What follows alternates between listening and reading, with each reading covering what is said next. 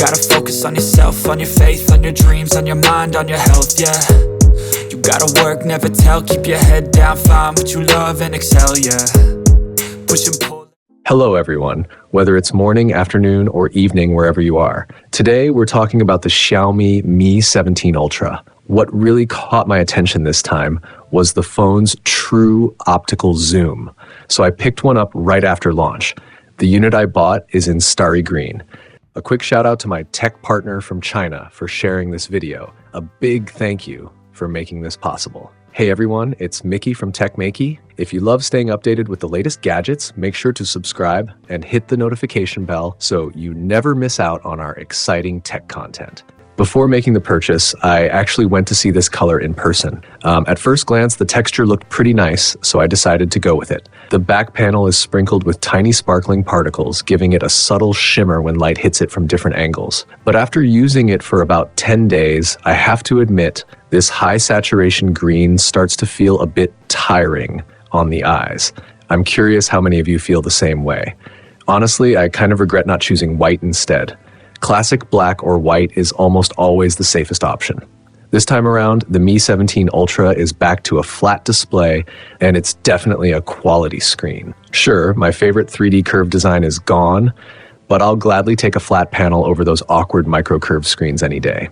The frame has also changed to a more vertical design. In hand, it doesn't feel as comfortable as the semi-wrapped body of the 15 Ultra, and the 17 Ultra is noticeably wider. I could barely grip the 15 Ultra like this, but with the 17 Ultra, you can see there's still quite a bit of space between my fingers. Are imaging flagships officially getting wider now? On the bright side, the side buttons are wider, and the volume keys use separate buttons similar to the old iPhone 5 style, which actually makes them easier to press. One thing I still don't understand is Xiaomi's obsession with fake lens decorations on flagship phones. It just feels unnecessary and kind of childish. I get it on budget phones, where it can create a sense of more cameras, but on a premium device, it just looks cheap.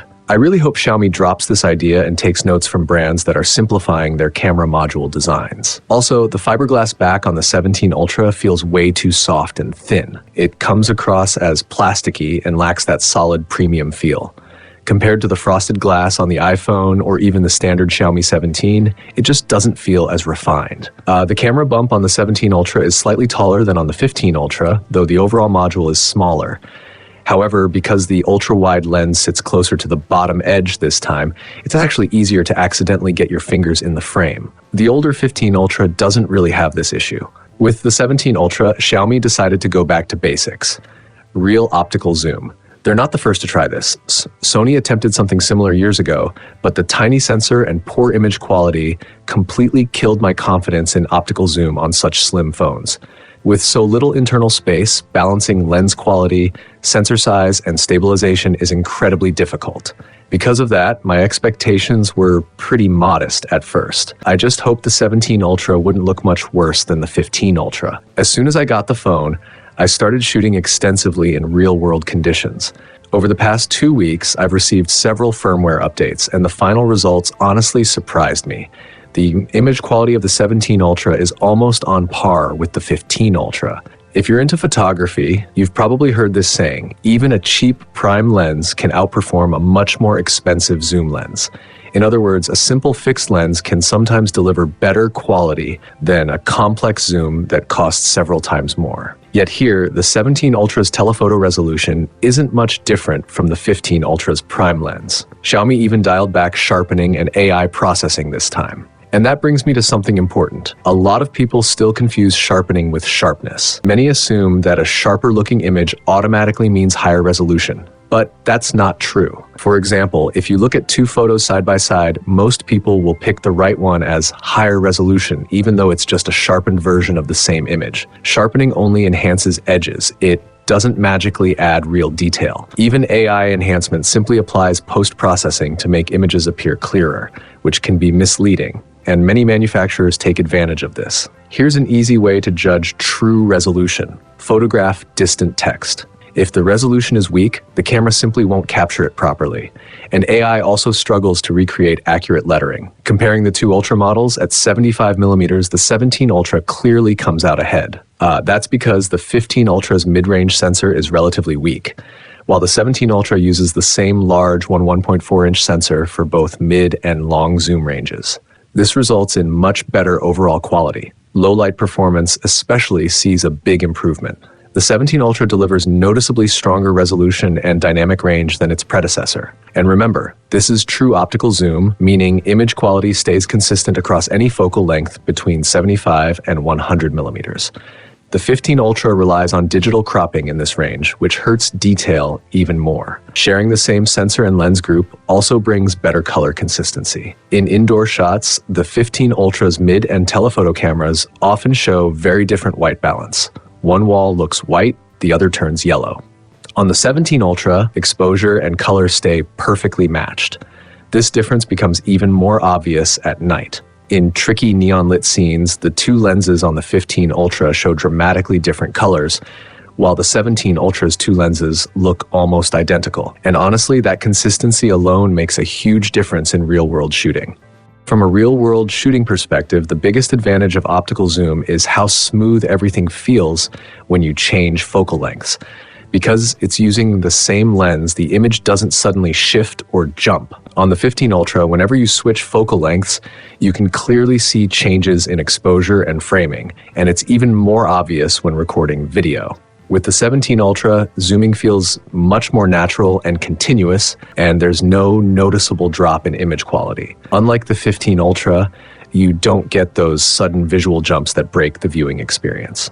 So with all these benefits, you might be wondering, are there any compromises? Yes, there are. The most obvious one is macro photography. Here's a comparison of macro shots from the mid-range lenses on the 17 Ultra and the 15 Ultra, and honestly, the difference is pretty clear. Now take a look at macro at 100mm. Yep, even though the 17 Ultra's 100mm focal length actually focuses closer than the 15 Ultra, the overall macro experience isn't as good. Right now, the best way to shoot macro on the 17 Ultra is to use the telephoto end and crop in afterward. You can also try the ultra-wide camera, but that introduces noticeable distortion and the results aren't great. Another downside is the bokeh. On the 17 Ultra, the background blur doesn't look very pleasing. You mostly get half-circle light spots. The 15 Ultra uses a vertical telephoto setup, which delivers nicer-looking bokeh by comparison. I've also seen reports online about possible optical axis shifting. I personally haven't encountered this on my unit, but I strongly recommend checking for it right after buying the phone. Zoom all the way in, aim at distant objects, and see if there's any strange light movement or misalignment. If you notice anything off, replace the device immediately. Optical issues like that are almost impossible to fix with software updates. Then there's lens wobble. Inside the optical zoom system, there are multiple lenses plus optical image stabilization, so some movement is normal. Even traditional camera lenses shake when you move them. But on the Xiaomi 17, the movement feels a bit excessive. I can actually feel the lens shifting while walking normally, and I can hear it when I flip the phone over. That honestly makes me question its long-term durability and drop resistance. While this kind of movement can't be eliminated completely, it can definitely be reduced with better engineering. Hopefully, Xiaomi addresses this in the next generation. In the meantime, try not to shake the phone too aggressively.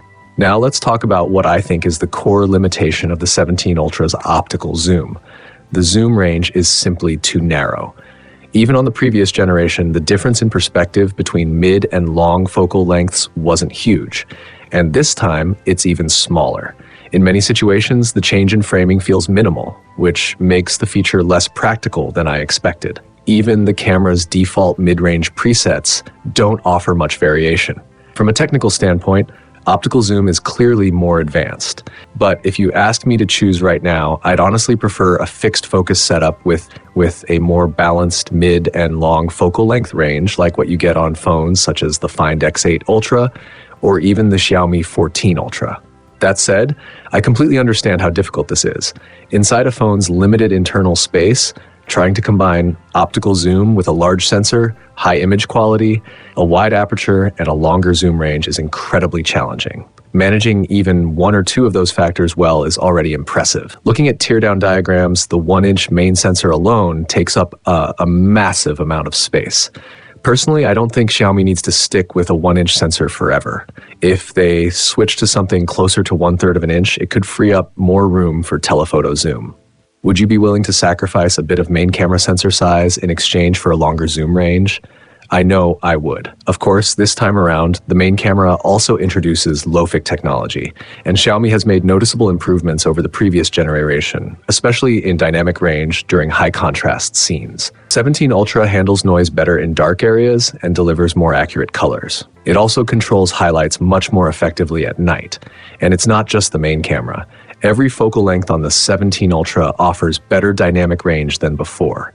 In this telephoto example, the 15 Ultra slightly blew out the highlights, while the 17 Ultra kept them under control. In this night shot, the 15 Ultra completely overexposed the light strips, but the 17 Ultra handled them perfectly. Same thing here.